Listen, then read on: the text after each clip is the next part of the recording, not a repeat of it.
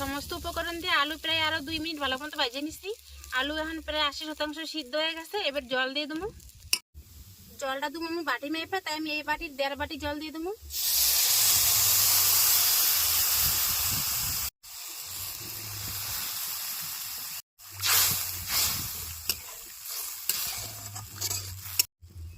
যে বাটি মেপে জল দিয়েছিলাম সেই বাটি মেপে 1.5 বাটি আর আটা দিয়ে দেবো।